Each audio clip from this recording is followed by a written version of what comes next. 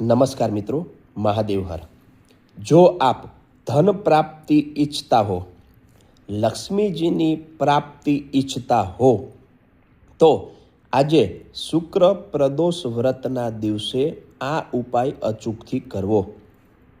અગાઉના વિડીયોમાં જણાવ્યું એ પ્રમાણે આજે શુક્ર પ્રદોષ વ્રતના સમયકાળ દરમિયાન આપ શિવ મંદિરે શિવનો દાડમના રસથી અથવા શેરડીના રસથી અભિષેક કરજો.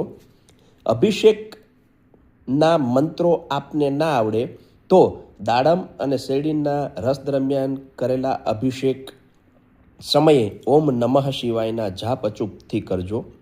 દાડમ અથવા શેરડીના રસથી કરેલો આ ઉપાય ચોક્કસથી આપના જીવનમાં ધન પ્રાપ્તિ માટેના માર્ગ ખોલશે. મહાદેવ હર.